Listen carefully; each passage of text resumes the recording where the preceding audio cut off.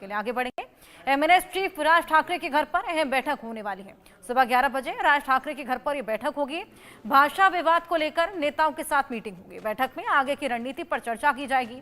जिस तरीके से अब हिंदी को मैंडेटरी कर दिया गया है, ऐसे में अब छात्रों को हिंदी पाठ्यक्रम में मैंडेटरी कर दी गई है, थर्ड लैंग्वेज के तौर पर। अब उसी को लेकर बवाल देखने को मिल रहा है। इससे पहले हमने देखा एमएनएस कार्यकर्ता तमाम लोगों को घेरते हुए नजर आए थे जिनको मराठी नहीं आती। हमने देखा किस तरीके से उनके साथ हिंसक तक हो चले थे और बदतमीजी पर उतर आए थे। हमने देखा था किस तरीके से बैंक कर्मी जिनको मराठी नहीं आती थी उनको भी खासा जलील किया गया था। इसी के बाद भाषा विवाद जो कि लगातार चला आ रहा था, अब उसी को लेकर यहाँ पर यह बेहद अहम मीटिंग होने वाली है जो कि 11 बजे होने वाली है।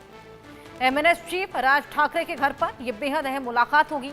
तमाम दिग्गज इसमें शामिल होंगे। 11 बजे राज ठाकरे ये मीटिंग करने वाले हैं। आगे की रणनीति पर भी चर्चा होगी। जिस तरीके से अब थर्ड लैंग्वेज के तौर पर हिंदी को मैंडेटरी कर दिया गया है, उसको लेकर यह बैठक अपने आप में बेहद ज्यादा अहम हो जाती है। हमारे साथ हमारे सहयोगी शाहिद अंसारी जुड़ गए हैं, उनसे और जानकारी लेंगे। शाहिद, ये मामला लगातार तूल पकड़ता जा रहा है। Hindi as a third language को लेकर यहाँ पर खासा विवाद देखने को मिल रहा है। अब इसी को लेकर एक बैठक भी होने वाली है आज। जी देखिए, राज्य सरकार ने जैसे ही कल इस हिंदी तीसरी भाषा अनिवार्य करार दिया है उन्होंने, पहली से लेकर 5वीं तक, इसके बाद अलग अलग लोगों की जो है मुख्तलिफ राय आई और लोगों ने अपनी अपनी राय दी। किसी ने जो है मराठी भाषा को लेकर कहा है कि भाई ये भाषा के साथ नाइंसाफी है, इसे ऑप्शनल रखना चाहिए। लेकिन उसी बीच राज ठाकरे का एक ट्वीट आता है और इस ट्वीट में राज ठाकरे ने अपना जो तेवर है बड़ा ही आक्रामक तेवर रखा और उसमें उन्होंने कहा है कि ये जबरदस्ती जो है चीजें की जा रही है और ये मराठी भाषा को लेकर जो है ये एक तरह से जो है दखल दी जा रही है और हम इसको जो है बर्दाश्त नहीं करेंगे। और कल जब ये बात उन्होंने राज ठाकरे ने कही है तो उन्होंने अपने ट्वीट पे जो है बहुत ही सख्त शब्दों में, अल्फाजों में उन्होंने जो है अपना जो है गुस्से का जो है जाहिर किया है। अब आज जो है 11 बजे इसी बात को लेकर जो है उनके घर 11 बजे जो है मीटिंग है और इस मीटिंग में यह फैसला लिया जाएगा कि इस मराठी इंग्लिश के साथ साथ हिंदी को कंपलसरी किए जाने के बाद, राज्य सरकार की तरफ से किए जाने के बाद महाराष्ट्र नवनिर्माण सेना विरोध के लेकर जो है क्या भूमिका निभाएगी, विरोध किस तरह से होंगे। हालांकि इससे पहले भी इनका विरोध जो रहा वो हिंदी भाषियों को लेकर रहा है। हिंदी भाषियों के साथ जो है मराठी बोलने को लेकर इनका विरोध रहा है और विरोध जो है इनका कोई सीधे तरीके से नहीं रहा है बल्कि मारपीट, जुल्म, जबर और जबरदस्ती वाला रहा है कि आप किसी भी तरह से हिंदी छोड़िए, मराठी की बात करिए और मराठी में बात करिए।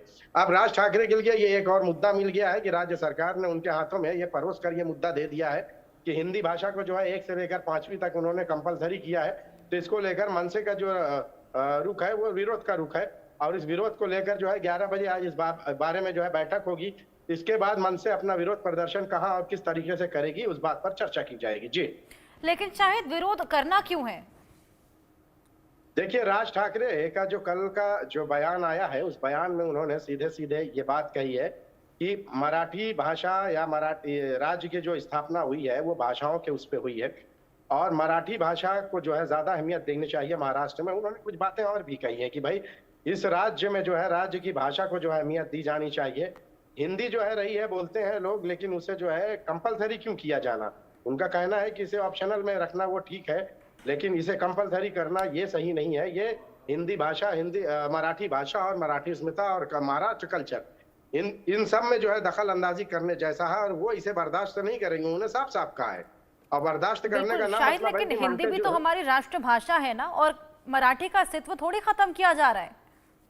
जी बिल्कुल, आपने सही कहा है कि हिंदी को लेकर जो आपने बात कही है कि राष्ट्रभाषा है, लेकिन आप देखिए कि मनसे का जो तेवर शुरू से रहा है हिंदी को लेकर सही नहीं रहा है, विरोध वाला रहा है। उनका ना जो मिजाज रहा है वो हमेशा मुखालिफ सिमत में गया है, विरोध की उसमें गया है। और मराठी भाषा को लेकर उन्होंने इसीलिए गैर मराठी भाषी यानी हिंदी भाषियों को जो है उन्होंने निशाना बनाया। अब तो उनके लिए एक मौका मिल गया है कि हिंदी के नाम पे जो है एक डूबी डुबाई जो है राजनीति पार्टी थी जिसका अस्तित्व भी खत्म हो चुका था, अब उसको उसके वजूद को जो है बरकरार रखने के लिए फिर ये एक मुद्दा राज्य सरकार ने दे दिया है। हालांकि हमने इस बारे में कल भी जो है लोगों से बातचीत की है, मिली जुली प्रतिक्रिया रही है लोगों की।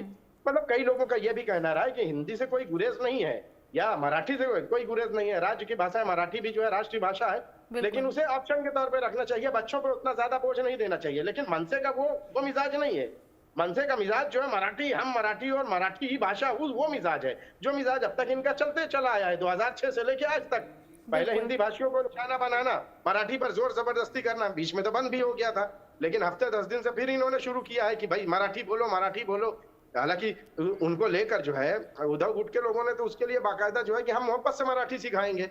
जो उद्धव ठाकरे ने जो है नफरत की सियासत शुरू की है, तो फिर हम मोहब्बत की राजनीति सिखाएंगे। लेकिन अब जो है इसी बीच हिंदी भाषा को लेकर उनको एक मुद्दा मिल गया है। अब इस मुद्दे को लेकर उनकी, हालांकि उनकी जो मुखालफत सिर्फ इससे नहीं रही है हिंदी से, बल्कि बिल्कुल मुखालफत उनकी शाहिन, जो रही ये है, जो हिंदी विरोध रहा भाषा है, के इस पर प्रति भारतीयों से रहा नाराजगी है। यहाँ पर समझ से बिल्कुल परे है। बहुत